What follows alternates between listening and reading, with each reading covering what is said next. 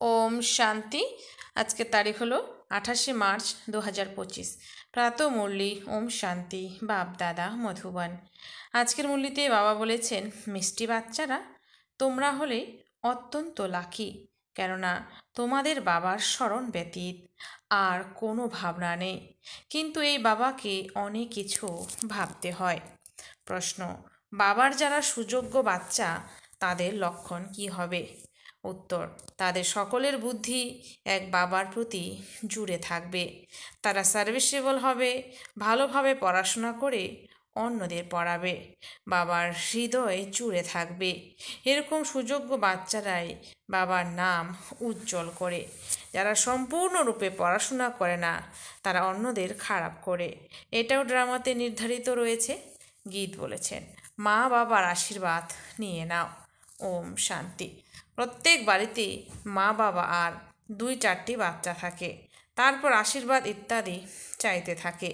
এটা তো হলো পার্থিব জগতের ব্যাপার।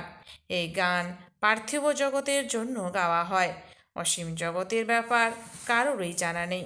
বাচ্চারা, তোমরা এখন জানো যে আমরা হলাম অসীম জাগতিক পিতার পুত্র আর কন্যা। সেই মা বাবা হলো পার্থিব জগতের।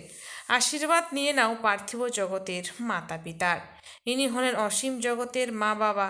এই পার্থিব জগতের মা বাবাও বাচ্চাদের সামলায়, তারপর টিচার পড়ায়। এখন তোমরা বাচ্চারা জানো যে ইনি হলেন অসীম জগতের মা বাবা, অসীম জগতের টিচার, অসীম জগতের সদ্গুরু, সুপ্রিম ফাদার, টিচার, সুপ্রিম গুরু। সত্য বলেন যিনি সত্য শিক্ষা দিয়ে থাকেন। বাচ্চাদের মধ্যে তো নম্বর অনুযায়ী হয়, তাই না? লৌকিক বাড়িতে 2-4টে বাচ্চা থাকলে কত দেখাশোনা করতে হয়। এখানে তো কত কত বাচ্চারা রয়েছে, কত সেন্টার থেকে বাচ্চাদের সংবাদ আসে, এই বাচ্চা এরকম, এই শয়তানি করছে, এই ঝামেলা করছে, বিঘ্ন সৃষ্টি করছে। বাবাকেই তো সব কিছু দেখতে হয়, প্রজাপিতা তো ইনি, তাই না? কত কত বাচ্চাদের খেয়াল রাখেন। তাই তো বাবা বলেন, তোমরা বাচ্চারা ভালোভাবে বাবার স্মরণে থাকতে পারো। এনার তো হাজার দিকে খেয়াল রাখতে হয়, একটা তো উদ্বেগ আছেই, এছাড়া আরও হাজারটা অন্যান্য দিকের ভাবনা চিন্তাও থাকে। কত প্রচুর সংখ্যক বাচ্চাদের সামলাতে হয়। মায়াও যে বড় শত্রু, কারোর ভালো রকম চামড়া ছাড়িয়ে দেয়, কারো নাক কাউকে টিকি ধরে নেয়। এত সব কিছুর বিচার করতে হয়, তবু অসীম জগতের বাবার স্মরণে থাকতে হয়। তোমরা হলে অসীম জগতের পিতার সন্তান। তোমরা জানো যে আমরা বাবার সীম হতে চলে কেন না বা কেন বা বাবার থেকে সম্পূর্ণ উত্তরাধিকার প্রাপ্ত করি। সবাই তো একরস চলতে পারে না, কারণ রাজত্ব স্থাপন হচ্ছে, আর কারো বুদ্ধিতে একথা আসতে পারে না। এটা হলো খুব উচ্চমানের অধ্যয়ন। বাদশাহে প্রাপ্ত হয়ে গেছে, তবুও জানতে পারা যাচ্ছে না যে এ রাজত্ব কিভাবে স্থাপন হলো। এ রাজত্ব স্থাপন হওয়া অত্যন্ত ওয়ান্ডারফুল। এখন তোমরা অনুভবী হয়েছ।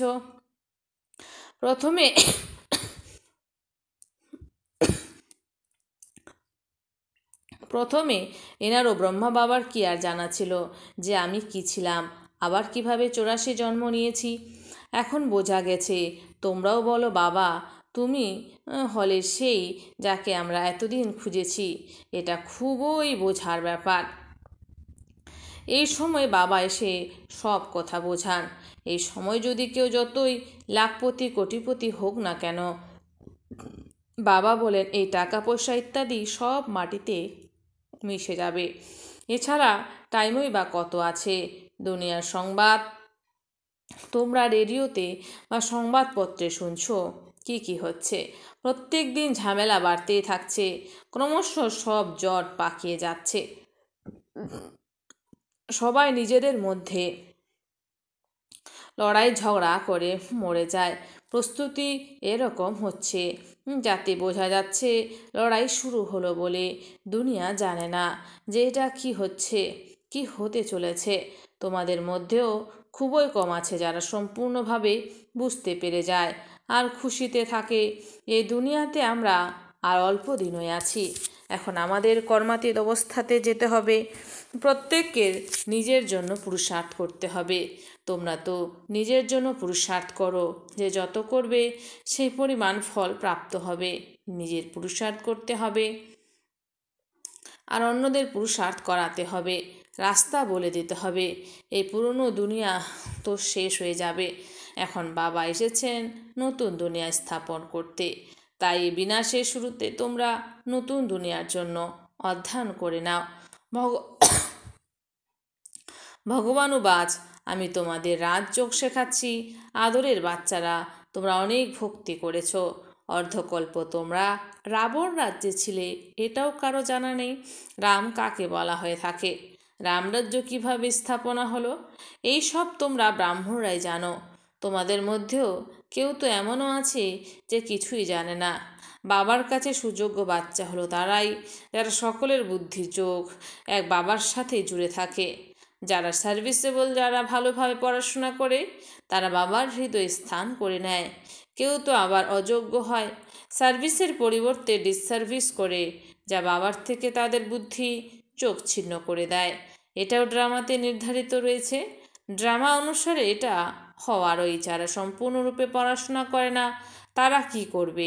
অন্যদের খারাপ করে দেবে। সেই জন্য বাচ্চাদের বোঝানো হয় বাবাকে ফলো করো। আর যে সকল সার্ভিসেবল বাচ্চারা আছে, বাবার হৃদয়ে বসে আছে, তাদের সঙ্গ করো। তোমরা জিজ্ঞাসা করতে পারো যে কার সঙ্গ করব।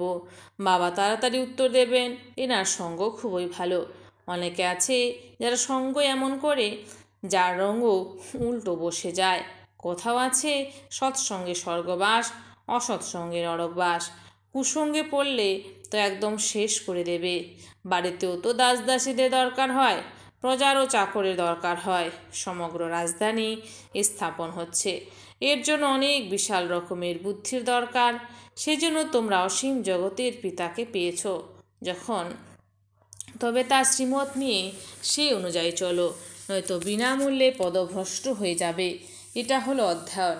এতে এখন ফেল করলে তবে জন্ম জন্মান্তর কল্প কল্পান্তর ফেল করতে থাকবে। ভালোভাবে অধ্যয়ন করলে তবে কল্প কল্পান্তর ভালোভাবে অধ্যয়ন করতে থাকবে। বুঝতে পারা যায় এই আত্মা সম্পূর্ণ অধ্যয়ন করছে না, তো কী পথ প্রাপ্ত করবে? নিজেও বুঝতে পারে আমি তো কিছুই করি না, আমার কাছে তো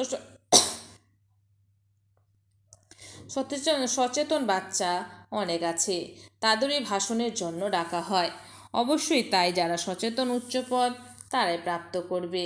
আমরা এত সার্ভিস না করলে উচ্চ পদ প্রাপ্ত করতে পারবো না। টিচার তো স্টুডেন্টদের বুঝতে পারে, তাই না? তিনি রোজ পড়ান, বাচ্চাদের রেজিস্টার ওনার কাছে থাকে, পড়াশোনা আর আচার আচরণের রেজিস্টার থাকে।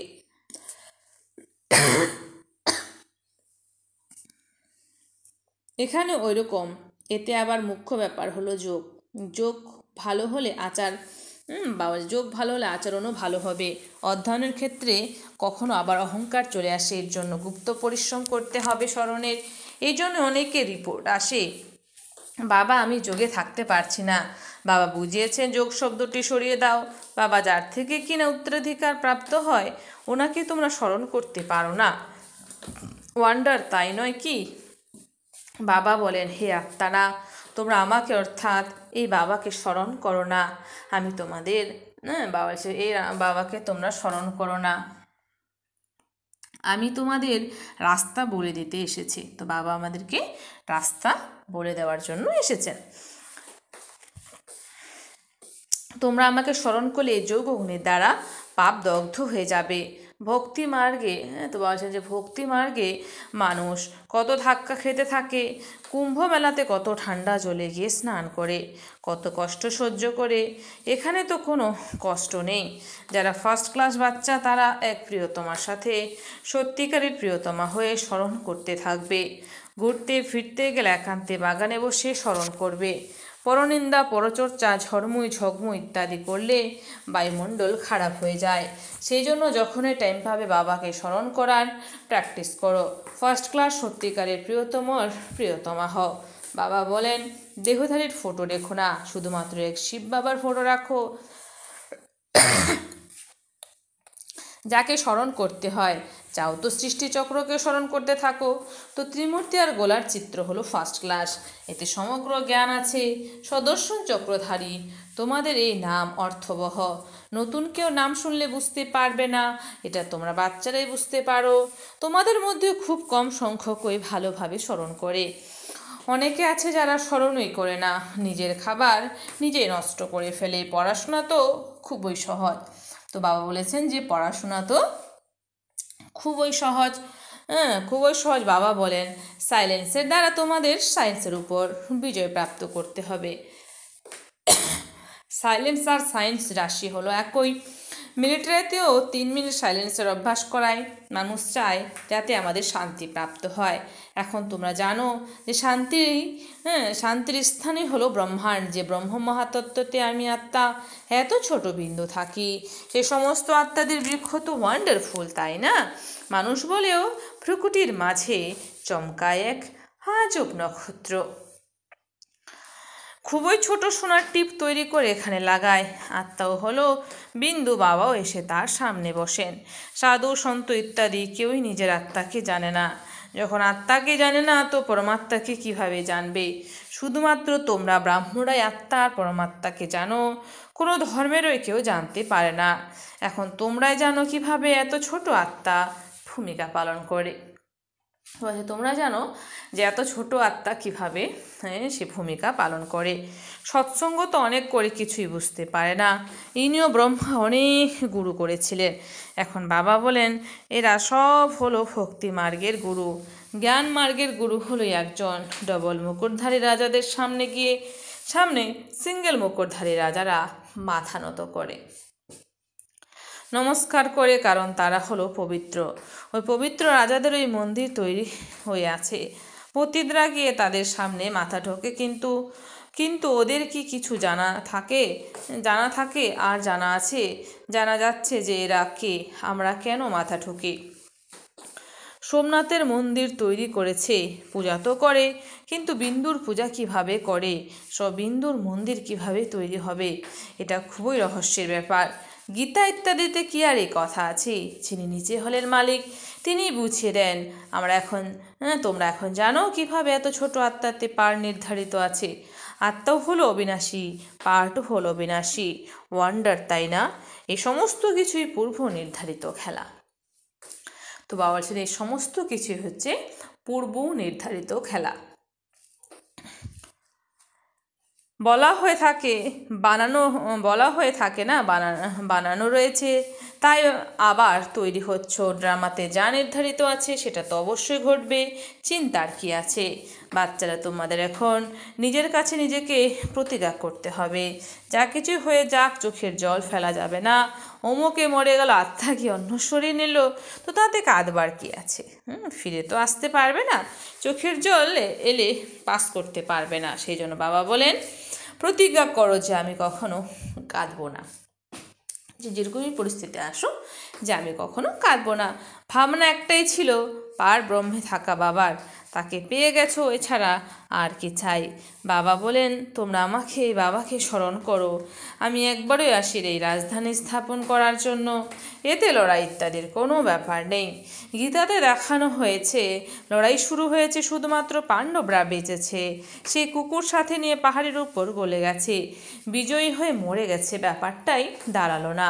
এসব হলো মুখের কথা, একে বলা হয় ভক্তি মার্গ। তো বাবা বলছেন একে বলা হয় ভক্তি মার্গ। বাবা বলেন বাচ্চারা, তোমাদের এতে বৈরাগ্য আসা উচিত। পুরনো জিনিসের প্রতি ঘৃণা আসে, তাই না? ঘৃণা হলো কড়া শব্দ, বৈরাগ্য শব্দ হলো মধুর। জ্ঞান প্রাপ্ত হলে তখন আবার ভক্তিতে বৈরাগ্য এসে যায়। সত্যযুগ ত্রেতাতে আবার জ্ঞানের প্রালব্ধ 21 জন্মের জন্য প্রাপ্ত হয়, সেখানে জ্ঞানের প্রয়োজন থাকে না। আবার যখন তোমরা বাম মার্গে বা পাপের পথে যাও, তখন সিঁড়ি দিয়ে নামতে থাকো।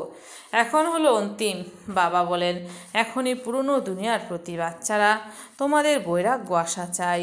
তোমরা এখন শূদ্র থেকে ব্রাহ্মণ হচ্ছ, আবার দেবতা হবে অন্যান্য মানুষ, সে ব্যাপারে কি আর জানবে? যদিও বিরাট রূপের চিত্র তৈরি করে, কিন্তু না ওতে শিখা টিকে, অর্থাৎ ব্রাহ্মণকে দেখানো হয়নি। আছে না, শিব আছে, বলে দেয় দেবতা ক্ষত্র বৈশ্য শূদ্র, ব্যাস। শূদ্র থেকে দেবতা কিভাবে কে তৈরি করে এটা কিছুই জানে না। বাবা বলেন, তোমরা দেবী দেবতারা কত বিত্তশালী ছিলে, সেই সব পয়সা আবার কোথায় গেল? মাথা ঠুকে ঠুকে কপাল ঘষে ঘষে সকল অর্থ হারিয়েছ। এ তো কালকেরই যেন ব্যাপার, তোমাদের এমন বানিয়ে দিয়ে গেছিলাম, তোমরা আবার কি হয়ে গেছো?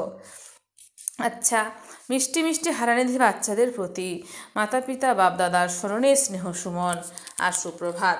আত্মাদের পিতা তার আত্মারূপী বাচ্চাদেরকে জানাচ্ছে নমস্কার। আমরা সমস্ত আত্মারূপী বাচ্চারা জানাই মাতা পিতা বাপদাদাকে স্নেহ সুমন আর নমস্কার।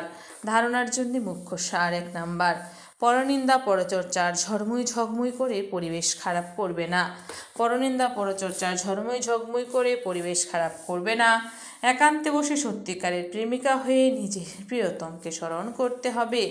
2, নিজের কাছে নিজেকে প্রতিজ্ঞা করতে হবে যে কখনো কাঁদবে না, চোখের জল ফেলবে না। যারা সার্ভিসেবল বাবার হৃদয়ে স্থান পেয়েছে তাদের সঙ্গ করতে হবে।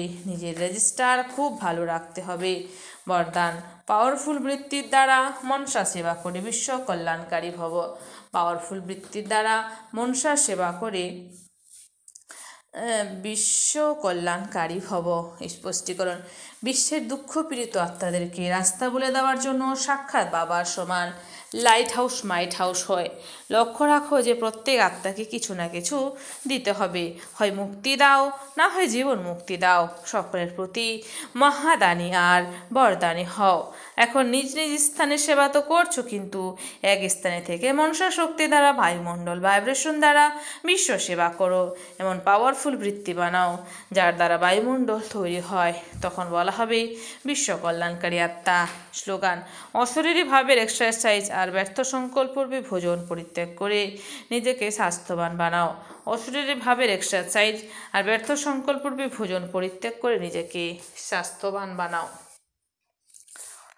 অব্যক্ত ইশারা, সত্যতার সভ্যতারূপী কালচারকে ধারণ করো।